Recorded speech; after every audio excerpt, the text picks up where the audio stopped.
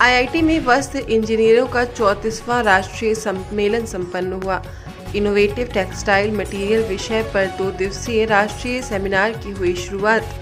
आपको बता दें कि कानपुर आईआईटी में वस्त्र इंजीनियर्स का 34वां राष्ट्रीय सम्मेलन किया गया, जिसमें 2 दिवसीय इनोवेटिव टेक्सटाइल मटेरियल के विषय पर राष्ट्रीय सेमिनार की शुरुआत की गई। बता दें कि 10 तारीख व 11 तारीख को the institutions of engineer Kanpur local centre के तत्वावधान में टेक्सटाइल इंजीनियर्स का राष्ट्रीय सम्मेलन आउटरीच प्रेक्षागार आईआईटी कानपुर में शुरुआत हो गई है। जैसा कि विदित है कि भारत का कपड़ा उद्योग का निर्यात के क्षेत्र में अत्यधिक योगदान देता है। इस अवसर पर इनोवेटिव टेक्सटाइल मटेरियल्स विषय पर 2 दिवसीय राष्ट्रीय सेमिनार किया जा रहा है। बता दें कि भारत रक्षा, चिकित्सा, कृषि, पैकेजिंग, सिविल कंस्ट्रक्शंस आदि क्षेत्रों के लिए कपड़ा विकसित करने की ओर बढ़ रहा है। कपड़ा उद्योग सबसे तेजी से बढ़ते क्षेत्र में से एक है और सबसे बड़ा उद्योग बनने की उम्मीद है। सार्थक और तालमेल को बढ़ावा देने के लिए उद्योगों और शैक्षणिक संस्थानों की अधिक सक्रिय भागीदारी के लिए व टेक्सटाइल इंजीनियरिंग के क्षेत्र में अनुसंधान विकास कर विचारों का आदान प्रदान करने के लिए राष्ट्रीय सम्मेलन एक उपयुक्त मंच प्रदान कर सकता है। टेक्सटाइल इंजीनियरिंग के क्षेत्र में समावेशी विकास के पथ पर आगे बढ़ने के लिए आने वाले वर्षों में आगे के प्रयासों के लिए ज्ञान का आदान प्रदान करने और कार्य योजना करने के लिए इंजीनियर्स, प्रयोगविदों, वैज्ञानिकों और शिक्षाविदों के बीच गहन बातचीत करना महत्वपूर्ण है। बता दें कि 2 दिवसीय इस सम्मेलन में सेमिनार में टेक्सटाइल क्षेत्र से संबंधित 55 शोध पत्र प्रस्तुत किए जाएंगे। कार्यक्रम में टेक्सटाइल व अन्य तकनीकी क्षेत्रों से संबंधित सैकड़ों अभियंताओं, शोधकर्ताओं, उद्योगपतियों, नीति निर्माताओं व अन्य स्टेक होल्डर्स द्वारा प्रतिभाग किया जाएगा।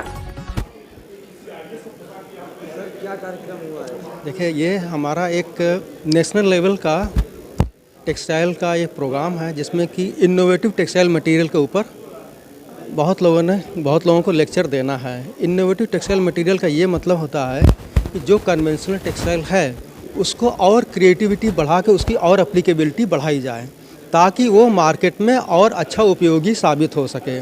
जैसे अभी कोविड पीरियड में हमारा जो था हेल्थ के ऊपर काफ़ी फोकस हुआ, तो ऐसे सिस्टम या ऐसे फैब्रिक डिज़ाइन करें जिसमें कि एंटी बैक्टीरियल प्रॉपर्टी हो, जो कि बैक्टीरिया को किल करने में सहयोग हो।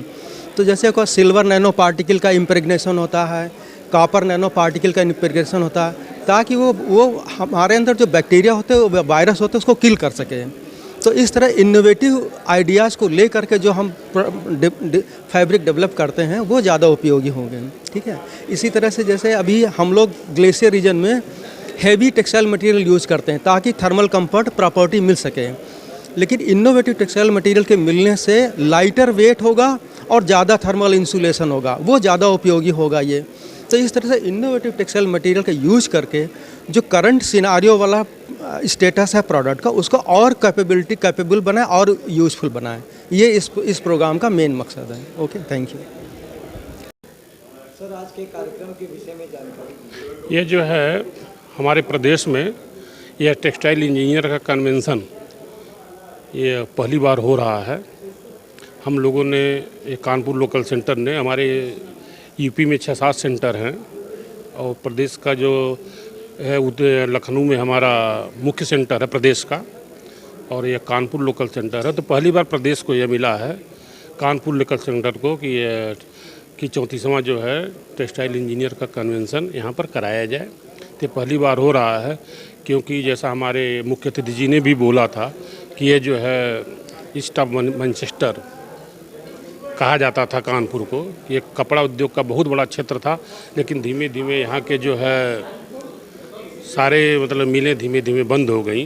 तो इसमें हम लोगों का एक प्रयास है कि फिर से लोग, उद्योग के लोग यहाँ पर बहुत, क्योंकि इस कन्वेंशन में आपके साउथ इंडिया, नॉर्थ इंडिया और सदर्न जो है महाराष्ट्र, सारे जगहों से आए हुए हैं। तो एक अवसर है हम लोगों के लिए, लोग यहाँ पर आकर के देखें। अभी ऐसा है कि कानपुर टेक्सटाइल के क्षेत्र में समाप्त नहीं हुआ है, अभी भी यहाँ पर होजरी का इसका बहुत बड़ा कारोबार है। मेन क्या है कि जैसे अभी हमारा जो है रक्षा मंत्रालय का एक डिफेंस कॉरिडोर बन रहा है, जो कि ये कानपुर के पास ही प्रपोजल है।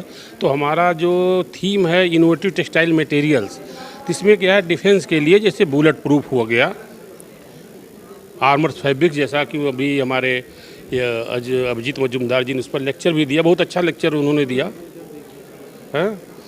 तो और उसके बाद टेक्सटाइल की संभावना केवल कपड़े पहनने के लिए ही नहीं है, हमारा जो है मेडिकल के क्षेत्र में, इलेक्ट्रॉनिक्स के क्षेत्र में, और जो भी डैम, कैनाल, रेलवे, रोडवे, मतलब एक्सप्रेसवे, सब में जो है टेक्सटाइल का उपयोग, यानी टेक्सटाइल का जो है स्कोप बहुत बड़ा है।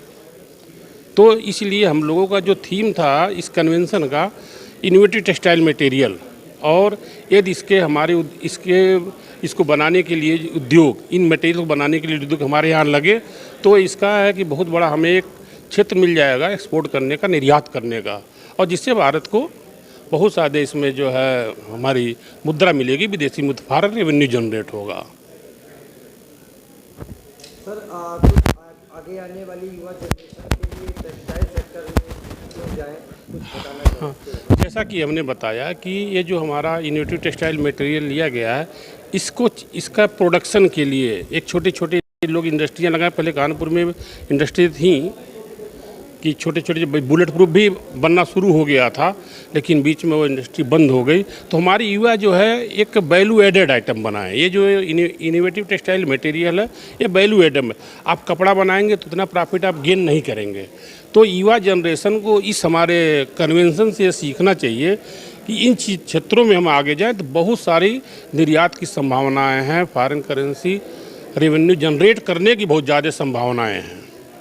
और जब तक आप वैल्यू एडम आइटम प्रोडक्ट नहीं करेंगे तब तक मार्केट में आप कहीं टिक नहीं पाएंगे।